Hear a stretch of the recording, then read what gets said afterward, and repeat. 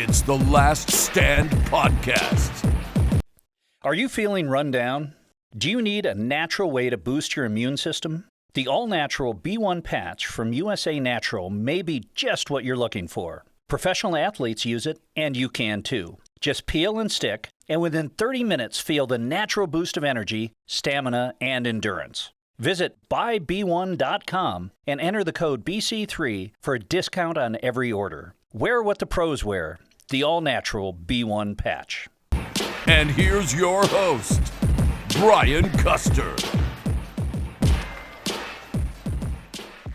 Well, welcome to the third episode of the Last Stand Podcast. I am Brian Custer, and listen, this is the show where we're going to bring you some of the biggest names in the world of sports, and you're going to love today's guest because the entire baseball world will be watching him and his baseball team once the season resumes. Speaking of Major League Baseball, they have discussed some contingency plans on resuming the season. The latest is having the guys come back sometime in mid-June, possibly as late as July 4th. Other contingency plans have called for isolating the teams in hubs, 3 states to be exact: Arizona, Texas, and Florida, playing in minor major league parks, even without fans, if that's the case. One of the sticking points: money. The owners want a reduction in players' salary, especially if there's a shortened season. Of course, the union and the players totally against that. Joining me now to discuss this and his career, which spans decades in the great game, is the new manager of the Houston Astros. He's been in baseball for over 40 years, 19 years as a player, 23 years now as a manager. It's one of my favorite people, the great Dusty Baker, here on the Last Stand Podcast. How you doing, Dust? Hey, doing fine, man. Just staying busy. Spend a lot of time with the family. I've never been in a house this much and this long for such. Because my friend told me about 2 years ago, he goes, he was upset with me, and he goes, "Hey, man, I know how to torture you. You just keep you in the house for about a month." And had no idea that it was going to be like this, but at least things appear to be getting better. And I think prayers are working. All the people that are working so diligently to try to, get everything back to normal. We got a ways to go, but things are going pretty good. Well, listen, it's great that you and your family are doing well, especially during this pandemic. And I'm curious, because where were you when this thing hit, where it was obviously the nation locked down? Were you guys in spring training? Well, we were still in spring training. And then, we were told about I was going to come back to California for about a week or 10 days. And then I was going to go back to Houston, but I was instructed not to go back to Houston because they had closed the stadium. The town hadn't been shut down yet. But, I'm glad I came home because I had a lot to do. Plus, my family feels a lot better with me, close to the house. Because, this is a bad situation. We've been through a lot of ups and downs in this country, but this is the worst that I can remember. And like I said, I'm 70 years old. I've been through Vietnam. This too shall pass. We just don't know when. Can you talk about what is it like when you're a manager of a professional baseball team? What is the everyday like? Do you have to have virtual meetings with your players? How do you know the players are in shape and that they're doing what they need to do that in case the season resumes, they're ready to go? Well, that's a good question. You don't really know what anybody's doing. You're more or less on an honor system where you hope guys are working out, the trainers are checking on them. We check on them every couple of weeks because you don't want to be checking on them like every day. I've talked to some other guys in different organizations, and they're calling a couple of days a week. And, guys get tired of hearing from you. And, nowadays people will answer a text before they'll answer the telephone or even email. So, but we got a great group of guys. I'm not really worried about these guys working. They have a lot to prove. I've expressed to them a couple of times about things that happened in my career. And 1972, I was a rookie, and Hank Aaron told me to work out. That was the first work stoppage, and I didn't work out. I didn't do anything for about 10 days. And then we resumed play. Orlando Cepeda hurt his knee. Hank Aaron moved to first base. They said, grab a glove. I thought I was the last guy on the team. And I proceeded to go 1 for 1 my first at bat. Then I went 0 for 20 in the next 19 with 15 strikeouts. And so I almost lost my job before I got it. And then Hank said, get in the cage, work. And I finally got another start like May 15th. I got 3 hits, next day 4, next day 3, I think. And then I played ever since, ended up third in the league in my rookie year. And I think about, maybe I'd have been like Al Kaline and led the league my rookie year. But, I use that as an example versus the strike shortened year of 1981, where I worked out every day, played wiffle ball with my nephew, swam, run, went to the batting cage, paid batting cage. And then after that, came back and we won the World Series, our only World Series. And I think I had the highest league batting average in the league. And we came back after the break. And so, like, I related some of these stories to our guys. And, I think our guys take heed. But, hey, man, these guys got a lot of pride before I got there. So I'm not real worried about them. I think everybody's getting, they're anxious to play. They're anxious to get back. And so, knock on wood, hopefully we'll be back, fairly soon. What do you think about some of the contingency plans that baseball has talked about? Number one, playing maybe in parks with no fans. What do you think about that? Mm-hmm. And number two, them saying, well, maybe we can come back maybe mid-June or even as late as July 4th. What do you think about that as a starting date? Well, I mean, it'd be great, but it's all speculation, that we have to get back, when it's healthy, time to get back. And various states are more open and lenient to getting back than others. And so, I think this is, like I said, it's all speculation. We were asked not to really talk or say much because rumors are flying everywhere. Where are you going to play? How many divisions are you going to do? How many teams? How much travel? And so I don't think anybody really knows. Most of these are just, everybody's speculating. Everybody's trying to come up with ideas and trying to get a way for us to get back on the field, but get back on the field safely. Because I think we all miss baseball and we all miss sports. And, I find myself, every night I'm watching Western movies where ordinarily I'd be watching, baseball games. And so, but, we got to get back in a safe manner. That's all I can say. When would be, in your opinion, though, because you've been in the game a long time, when would be a drop dead date? Because I would assume even if they said, okay, Dusty, we're going to come back next week, you guys need some time. Don't you need to have like a mini spring training to get guys ready? So when do you think would be a drop dead date? Is it mid-July, end of July? If we are not back by the end of July, I don't think there could be a season. I don't know. I mean, it all depends how deep into the winter that everybody's willing to go. And I think some of it depends on, like I said, imagine, college football or pro football. I mean, we're going to go, no matter what, if there is a season, we're going to go into autumn. And talking about fall baseball, this will really be fall baseball. But I think, there's a need, to try to set the economy straight. Everybody wants to go back to work. The owners need it, restaurateurs need it, hotels need it. But again, I can't stress all this is secondary to health. And when you see how many people have died, I watch CNN every day. And New York City and New Jersey, where you live, had it like terrible, and it's not great anywhere. But you really had it. You really had it tough back there. So, we can't let this thing happen again or get out of control a second time when we're just putting the cap on it. Hopefully, again, I say hopefully, the first time. Yeah. One of the things too, and we'll talk about the season is, the players said, hey, look, even if we start, we're not trying to have a reduction in salary. Does that include managers? Where do you stand on that? Well, it probably includes everybody, you cannot get a reduction and everybody else has a reduction and vice versa. So, this is our game. I'm not saying what anybody's going to do, but, we're hoping that, we get back and don't have to make that decision, because that's a tough decision. That's a tough decision by the players, tough decision on the ownership, tough decision of the Player Association.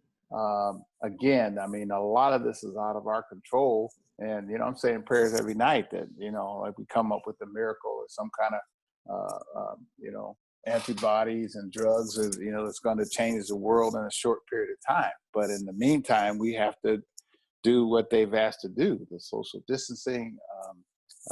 You know, like I got, you know, we have masks, my whole family has masks, and I got a daughter, she calls me daily from Oakland and want to know am I social distancing as I'm supposed to be, because she knows that I'm a, you know, busy person. Yes. And so, you know, we got to do, you know, what's best in the long run. I know it's tough right now. It got to be tough. It's tough on everybody. And I feel very grateful and thankful to be in the position that I am, you know, to help people. Because, I mean, we've cleaned out garages, we've cleaned out closets, done stuff that, you know, we've given away stuff. It clearly let me know that we have too much. We have too much of a society. So when I see people standing in lines or people at the food banks, I mean, it makes you really, really realize and thankful and say a prayer for everybody in need. And hopefully, like I said, soon, you know, this would be but a bad dream, but we'll all have to learn from it. So let's talk about the season. You know, new manager now of the Astros. Of course, the commissioner has already, you know, fined the team for the sign stealing operation that they had in 2017 when they won the World Series. I'm just curious, when this went down, what was your thoughts about the Astros long before you even took the job or even thought about taking the job? What was your thought about the Astros and what went down with those guys?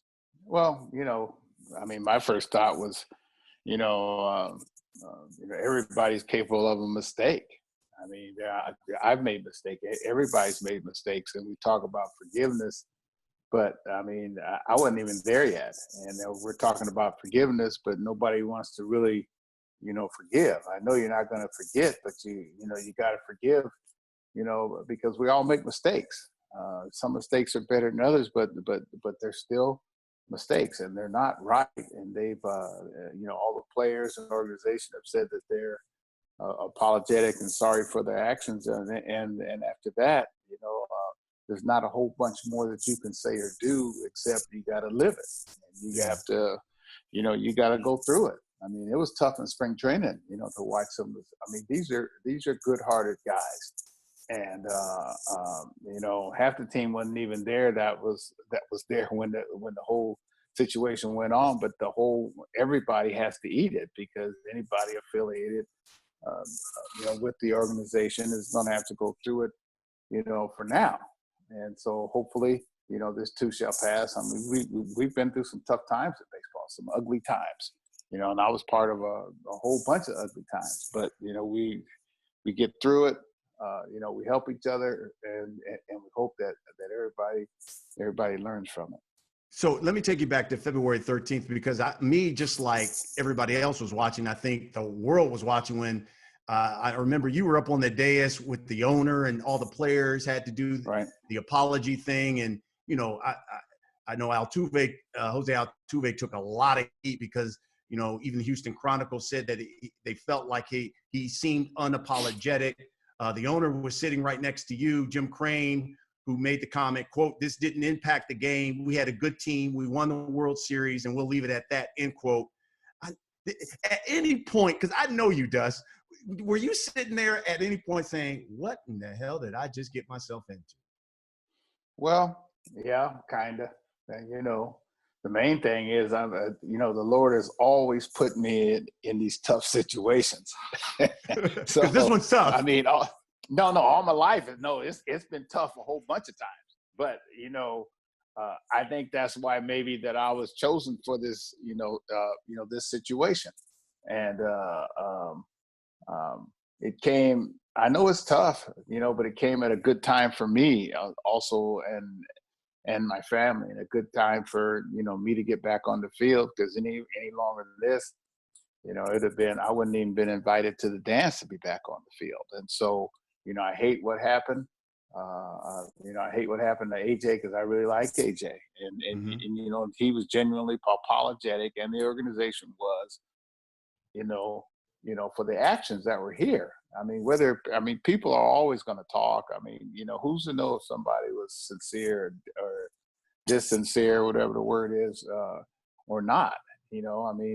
Everybody's face doesn't show, everybody's heart doesn't show the same remorse in the same way. So, you got to take, when you apologize publicly, no matter, kind of what you say, it has to be, you have to accept that from that person.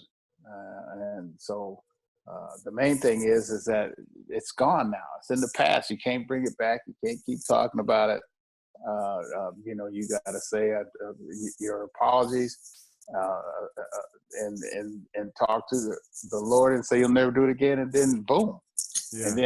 And then you got to move on, right. But people don't let you move on. And, and my job is to help the organization and the players and the cities move on, because I've had to move on, and everybody else out in the world had to move on from some place that was very dark. But it is a matter of if you were exposed or not, So it is what it is. So we got to keep on living, and hopefully this will motivate us to, play even harder and even better.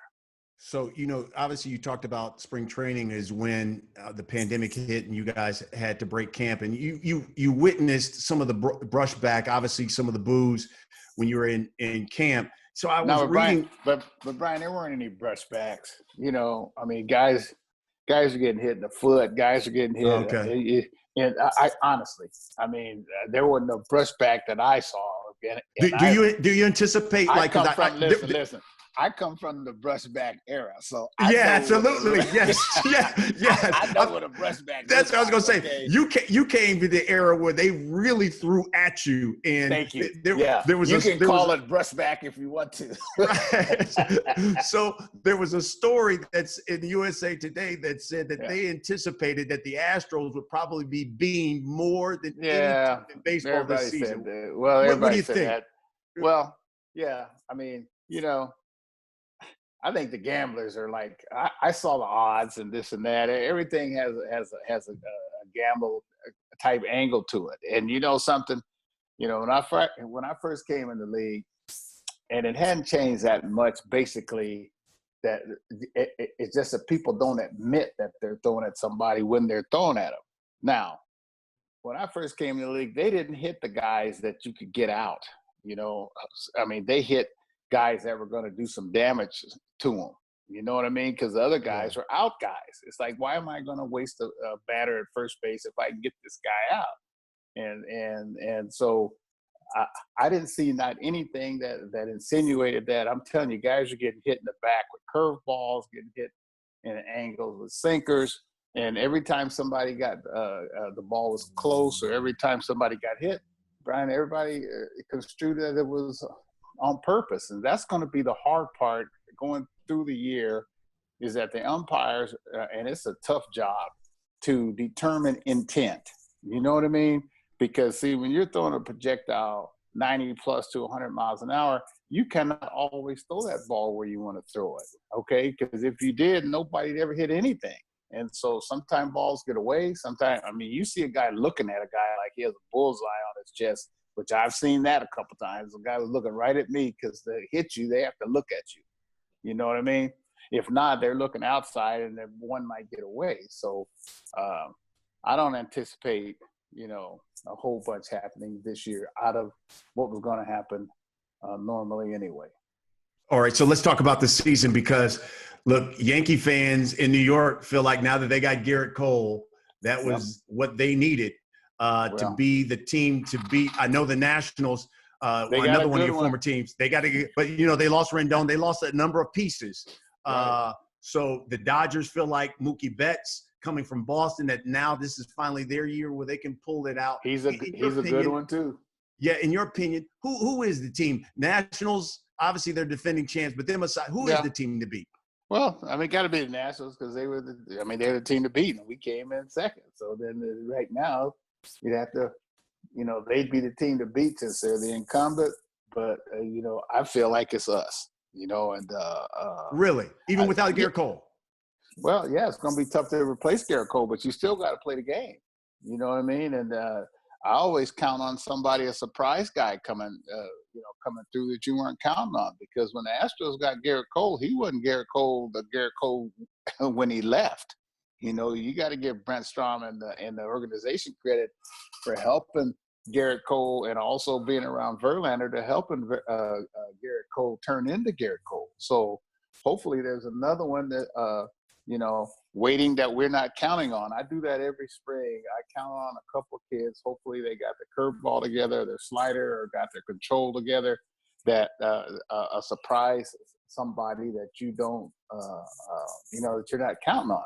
I mean, I didn't come back just not to win. You know what I mean? So in my mind, I was brought back, to win, and the fact that this is my last hurrah to win, and so I'm usually good under pressure. So I'm looking forward to the managing and trying to bring a championship back to Houston.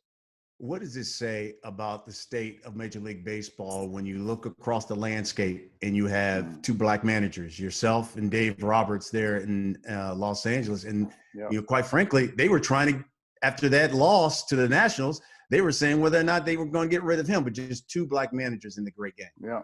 Well, hey, man, there's not only two black managers, but the few black players, American-born black players. So, I mean, I've talked about this 1,000 times. It comes up every Jackie Robinson day, the same. And then the next year we're talking about the same thing. So hopefully now it's time to, for some action, because there are a lot of guys I feel out there that are qualified to do the job that I'm doing. They just have to get a chance, and the organization has to be willing to give people a chance.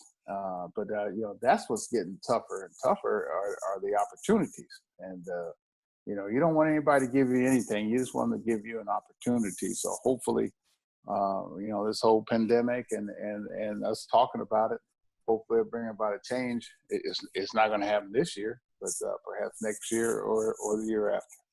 So you alluded to it at the very top, and you talked about the very beginning of your career. And I don't know, the newbies know that, when you started out, you as a player, I mean, you were at the Atlanta Braves, you're playing with Hank Aaron. In fact, on the on-deck circle, when Hank hits number 715, what was that like?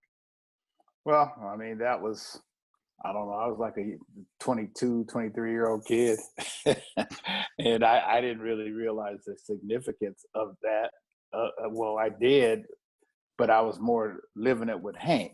You know what I mean? I didn't think about what it would be like afterwards. And I think back now, again, how lucky and fortunate Ralph Garr and myself were to come up with the Braves and come up with the great Hank Aaron and the great players that we played with. I mean, I came through an era of some great players. There's Gibson, Cepeda. Every team had stars.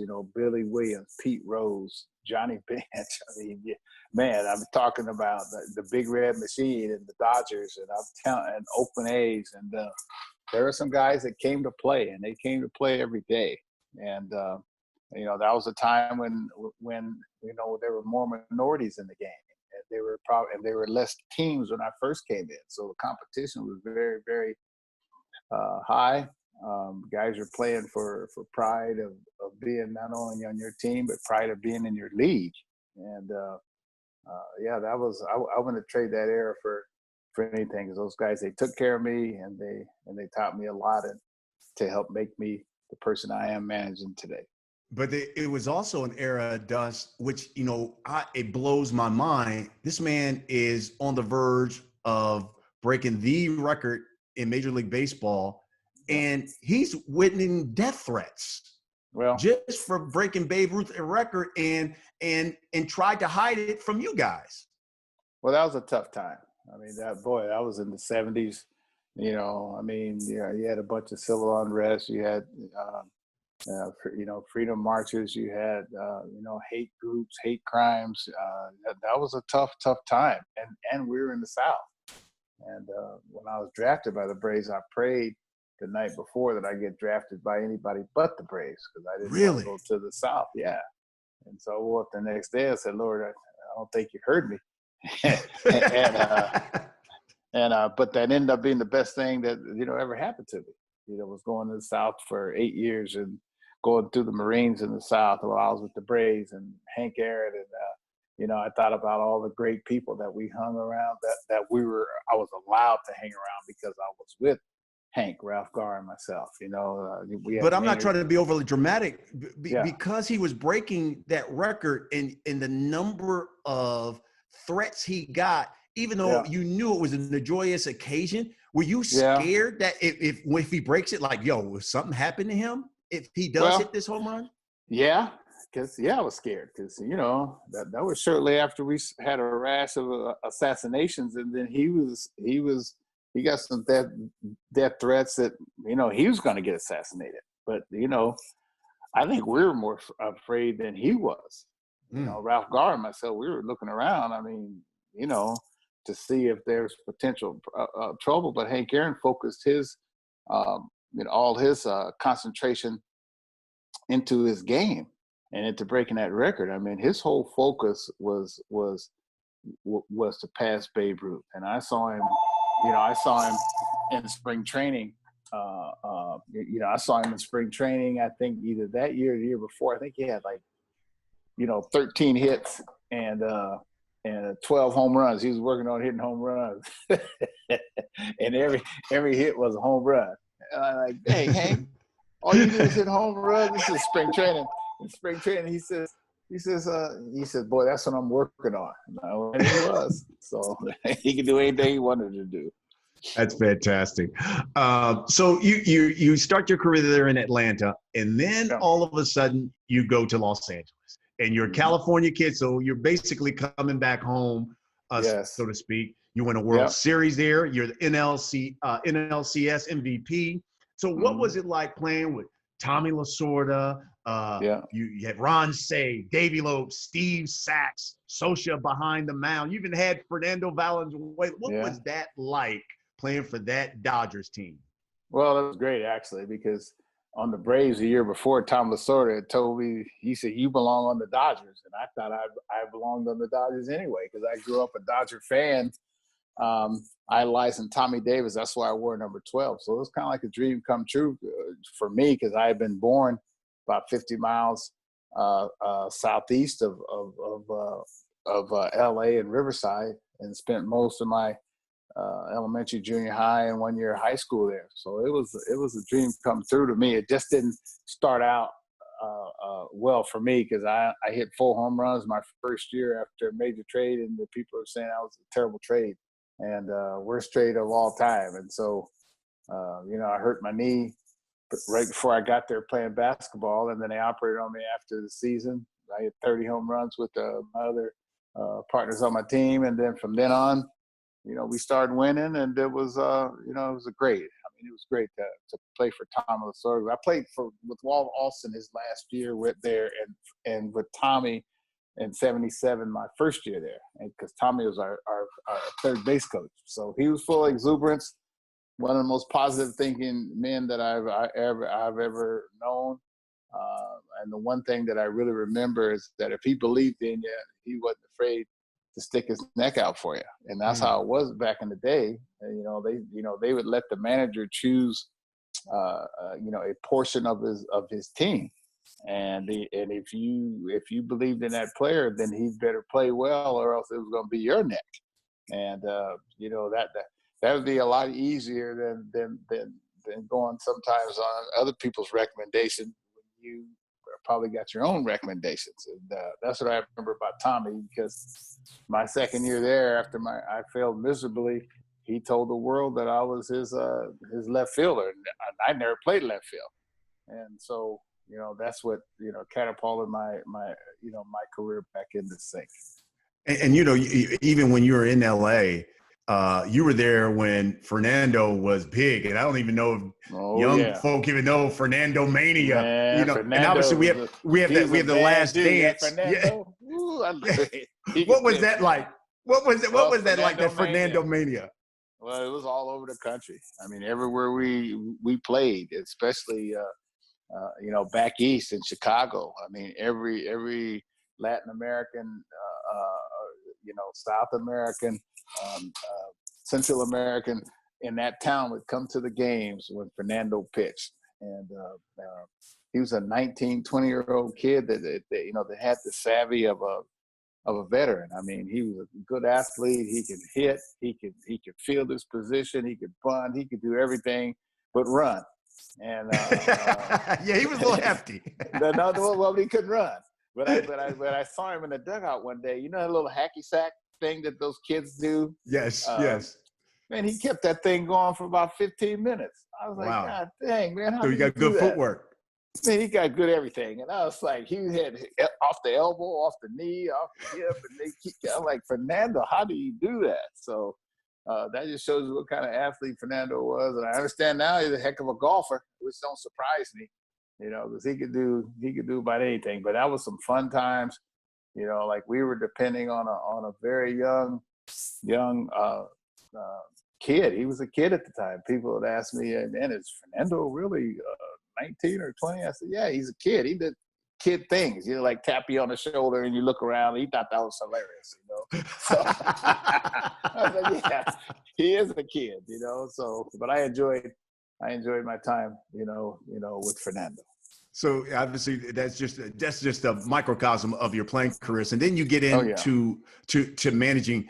And your first stop there is with the Giants. Did you always, as a player, think you would become a manager? What got you to become a manager? That was the last thing I thought. I thought I'd be a coach. But, I got divorced. I was in L.A. I was at kind of a crossroads in my life. And my dad told me to go to the mountains with my brother and our two girls. And so he said, go to the mountains and pray for direction. So I went up there and I was checking in the hotel at Lake Arrowhead, and I got a tap on the shoulder from behind. It was Bob Lowry, the owner of the Giants. And he says, Dusty, you need to come play. And, you come be with us. They wanted me to coach at the time. And Al Rosen said I'd make a fine manager in the future.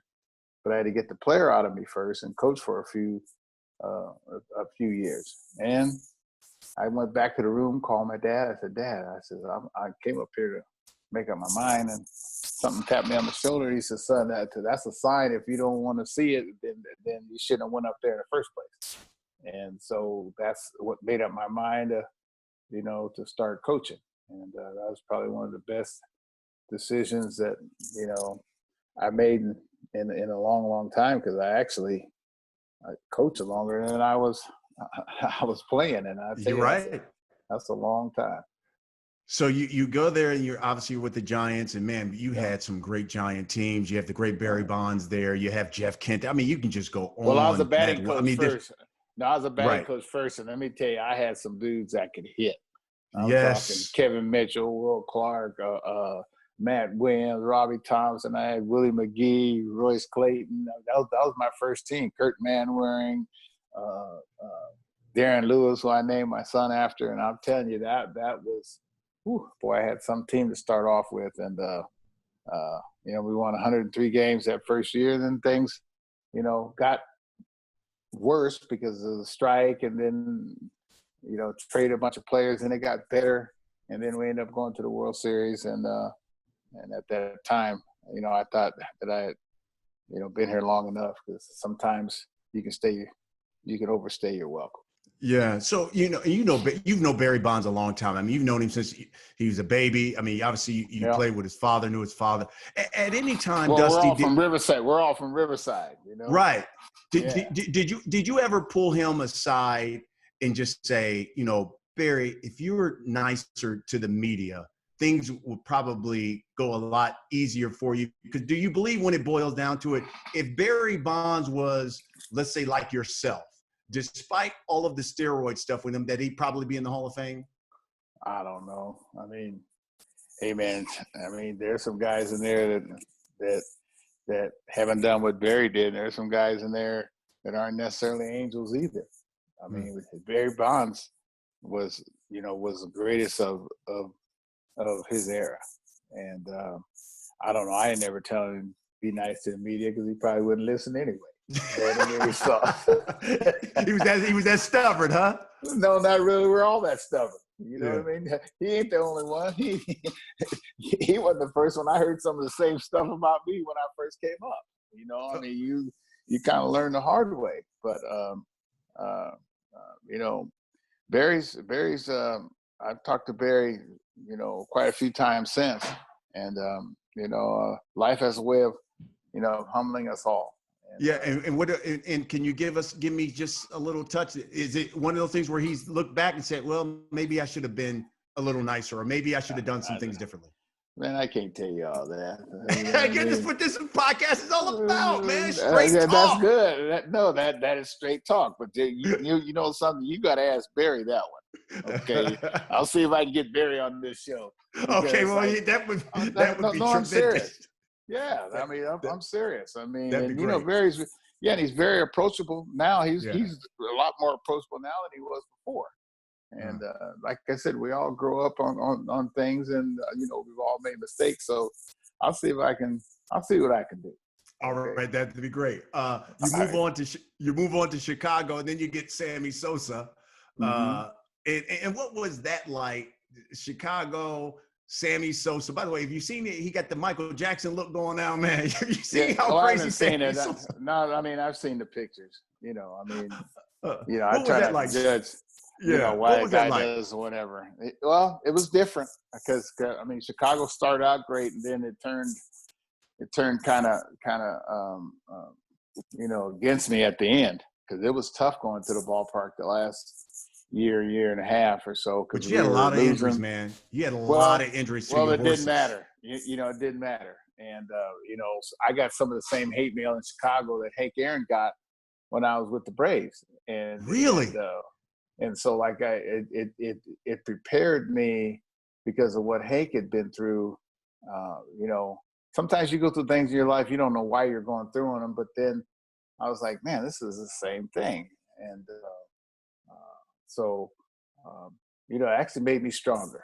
You know, I mean, in the long run, it made me stronger. It made me, you know, realize, you know, there are good people and bad people everywhere. You know, it made me realize that, you know, it's all temporary, because all the feelings or whatever that you're feeling at that time, you know, they're gone. Everybody's on to somebody else now. And so, you know, the thing about it is you try not to take it personal.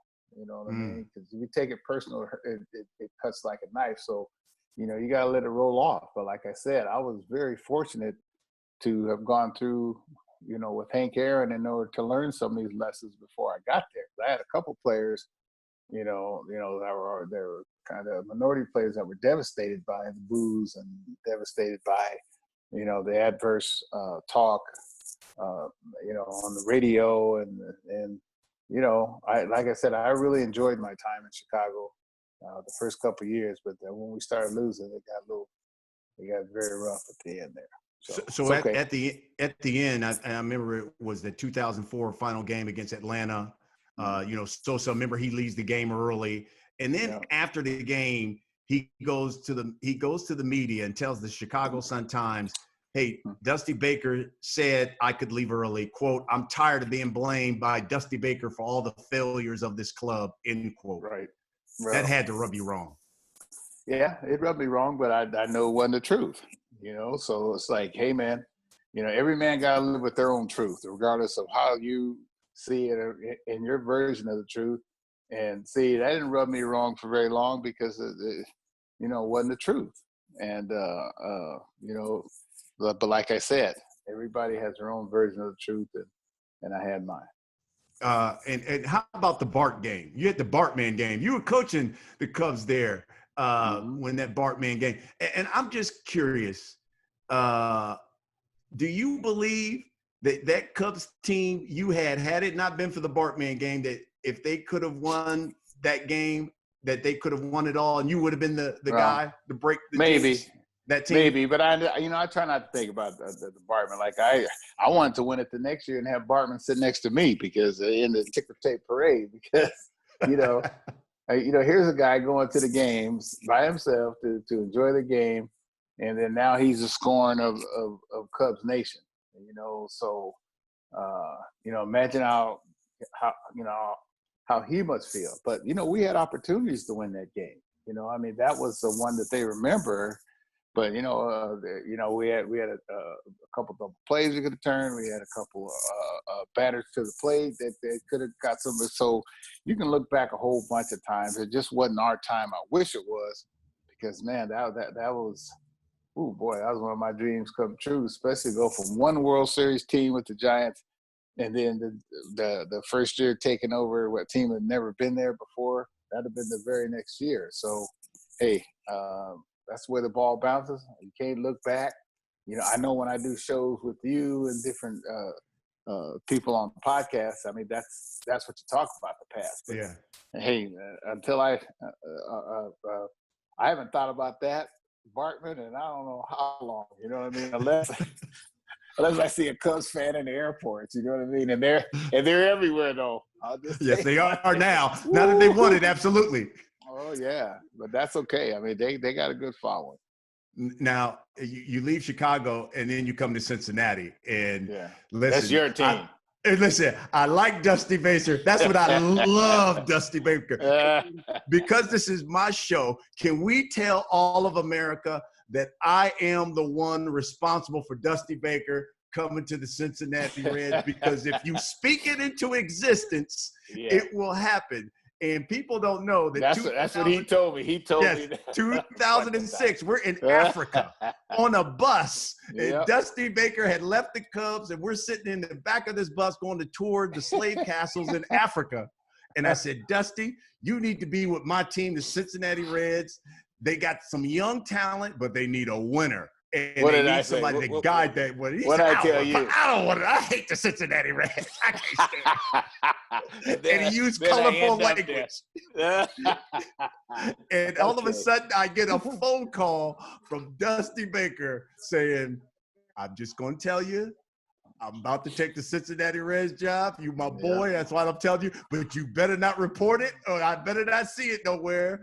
But I'm just going to tell you. And remember I told you, I said, all I ask is that you give me the office number, because if something happened, I need to call you directly. Yeah, I remember. Because let me tell you, are your boys are they brainwashed Cincinnati Reds fans? Or They are like absolutely. Absolutely. Do one of them like the Mets? No. None of them like any of the New York teams. They still like the Cincinnati Reds, and will still watch. And here's the beauty of Dusty Baker. People need to know this. Is that when I got diagnosed with prostate cancer and I had to have surgery, my man Dusty Baker calls me and says, are you coming to Ohio? Because I always bring my boys to Columbus, Ohio to visit my parents. He said, man, bring those boys. They're I playing want you to come Cleveland. to the game. Yep. And he set it up. My boys met Joey Votto. Joey Votto gave him a bat. I sat in Dusty Baker's office. I mean, it was a Reds fan's dream, man. I love you for that. And my boys, they talk about that even to this day. And speaking of that, because you were diagnosed with prostate cancer, and too, what was that like for you? How life-changing was that for you, and how did it change your life? Well, it changed my life. I started seeing the birds, or hearing the birds fly, or see the full moon, or see the stars, things that you just took for granted. And see, I had my operation December 2001, right before we went to the playoffs the next year in 2002. And I was barely, I got cleared from my doctor about 4 days to go before we went to spring training. And that was a tough year, even though we went to the World Series. And that's why my son, was out there at 3 years old. Everybody asked me, like, hey, man, you didn't know he was too young? Yeah, but number one, he loved the game. He knew what he was doing. And, when you find out you got cancer, man, I mean, that changes your whole outlook and experience on, especially family outlook on life. And so I was trying to give him everything that I could, just in case I didn't beat the cancer, because Brian, the first year or two, those every 3 month checkups, man. Yes. I mean, you're sweating every time you go in there, and the doctor's like, I'll call you in a week. No, doc, you call me today. Now, yes. Right now, as soon as you find out. And so it does change your whole outlook. It changes, the way that do your estate planning. You think about your bills, you think about your family, you think about your your kids, and you think about a lot of things, and you're grateful for a lot of things. So like I said, I've been through some stuff, and then I had a stroke when I was with the Reds. Right yes, before the playoffs. Absolutely. And so I think we talked about going to the healing center in Hawaii, where I tell you I always go to to pray to, every time I got an affliction, and I'm still here. We're still here, and so you got to be a lot to be grateful for. I don't complain too much. I don't really like being around complainers either. Yeah. I love that. My daddy didn't like complainers. See, my daddy didn't like complainers. See, my dad, that's why I don't eat chocolate today. Because my dad used to tell me, I said, Dad, damn, hey, Dad, my elbow's sore. He said, go get me the X-Lax. I said, X-Lax? I'm like, what X-Lax got to do with the elbow? And then I said, Dad, my knee is sore. He said, go get me the X-Lax. Man, I stayed in the bathroom, so I could be half dead. I would not tell my dad that anything was wrong with me.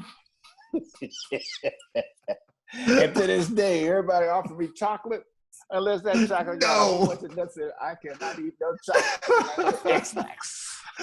So that's why I don't complain, My old man was pretty smart, wasn't he? So Chris Tucker, Chris Rock's dad said Robitussin, and your dad said X-Lax. That's X-Lax. I haven't heard Chris Rock, but I know the feeling. X-Lax.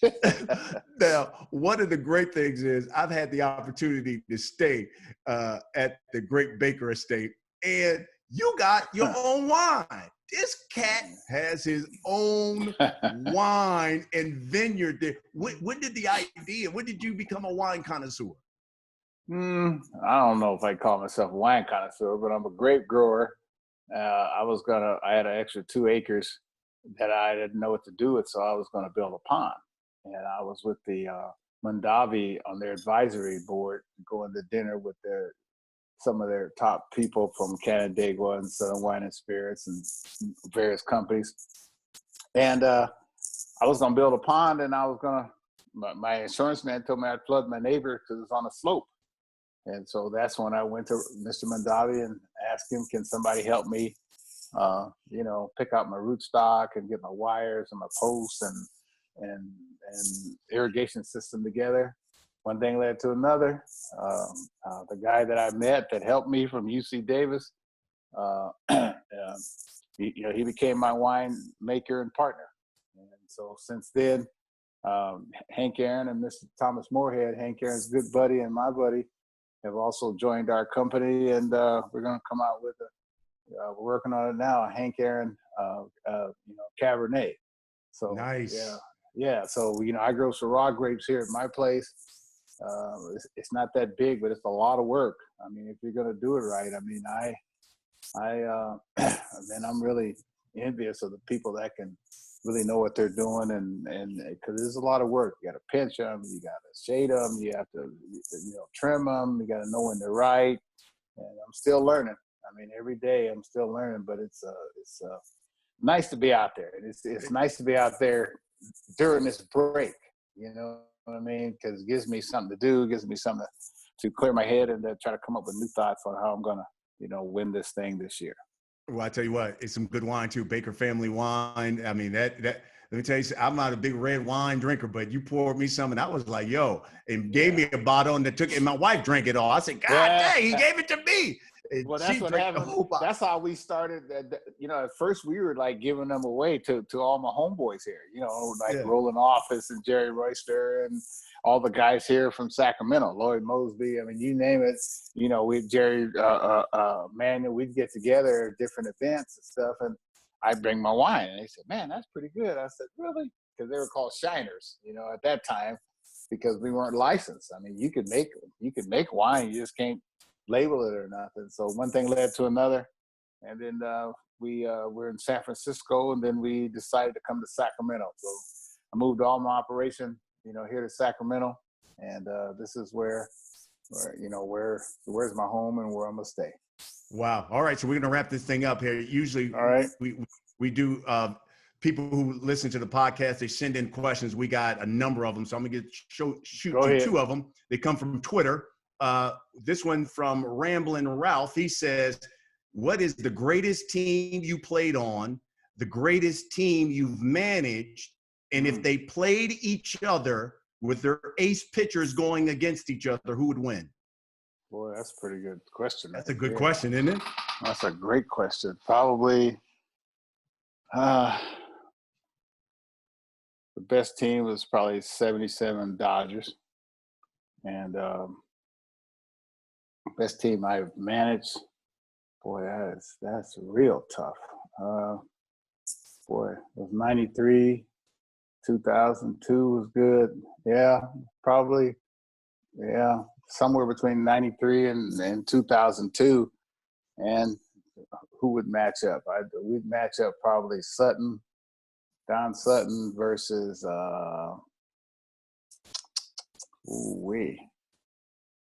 man, they've had some good ones. Maybe, Billy Swift. Who wins that game? Dang. The Giants or the Dodgers?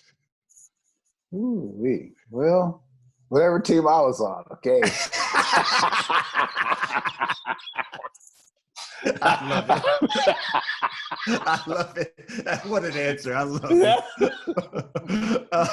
This one comes from, it says here, @Kojo on Twitter. He says, Dusty, a solid choice to take the reins after Houston's transition. How do you know that you're not just a placeholder for this season and going to be fully supported by the organization? Well, you don't know. And, the way I look at it is they've supported me by bringing me in the first place, and all you can ask for is an opportunity. And, I got one in an option, but when I think about it, man, I played for Walter Austin in the last year of his reign of 24 straight one-year contracts. And then Tom Lasorda, I think he had, 20 one-year contracts. So I'm taking it a year at a time, a day at a time, actually, game at a time. And, hey, I'm happy to get this opportunity. And I think I know what I'll take, make the best of this opportunity. All right, here we go. We'll wrap this up here. We call this last segment, Dusty, The Last Stand. I'm going to give you a series of questions, Dust. You give me the first thing that comes to your mind, man. You ready? You've done this with me before. Here we go. I don't remember, but go ahead. Here we go. First question. Who is the best player you've ever played with? Ooh. Hank Aaron. Best player you've ever managed? Barry Bonds. Who, in your opinion, is the greatest Dodger?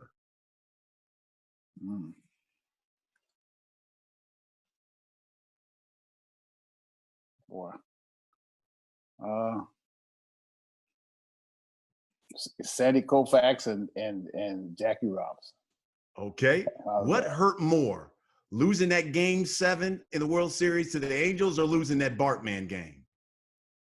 No, losing Game 7.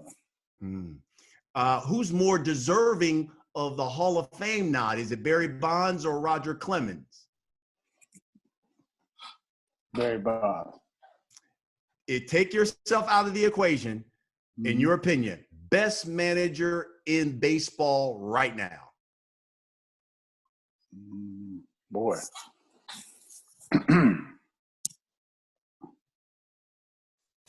Boy, that's a tough one. They got some good ones out there. You got Terry Francona, you got Dave Roberts. I don't know. I can't answer that one because, man, I can't have them mad at me. Then they want to beat the hell out of my team. Okay. That ain't fair to ask me that one. Go ahead, man. The great Dusty Baker, man, I really appreciate the time you've given us, Doc. You know I love you dearly. Man, you should knock me out on that last one. See, hey, that's why we call it the last stand segment. You got to take a stand, brother. I know, man. Hey, I was at Custer's last stand when I went to Montana. Man, what that thing look like? oh man, that was a trip up there. Like how they surrounded them and stuff. Since I've been watching all these westerns and Native American things on TV, man, I really come to appreciate it. Like I said, if the COVID-11 wasn't as bad as it is, I'd be going up to Montana to see the Cheyenne and the Lakotas, and I was thinking about it next weekend, but it's not safe to travel. So I really like being around the people. That is on my bucket list to visit. I got to see where my great grandpappy, what was he up to up there? Why did he even go up there? That was a wrong business decision. Where? Where he went up there and tried to take that stand up there against those Native Americans. They wasn't having it. Oh no, I'm telling you, man, it's a trip to go there and see all the grave sites. And then I was there with the chief of the Cheyenne, who become my good buddy. He was telling me the history. His great grandfather was one of the guys in the battle there. So it was. And I love it up there. So it's okay. It's time to get back to baseball. Then I'll go to Montana. Okay. Well, you know what, folks? That's the beauty of the Last Stand podcast, because we give you some of the biggest names in sports, and sometimes you even get a history lesson. Dust, thank you for the time. Folks, thanks for listening to episode 3 of the podcast. Remember that we are streaming on all platforms that stream podcasts. We'll see you next week. Good luck, man. Are you feeling run down? Do you need a natural way to boost your immune system? The all-natural B1 patch from USA Natural may be just what you're looking for. Professional athletes use it, and you can too. Just peel and stick, and within 30 minutes feel the natural boost of energy, stamina, and endurance. Visit buyb1.com and enter the code BC3 for a discount on every order. Wear what the pros wear, the all-natural B1 patch.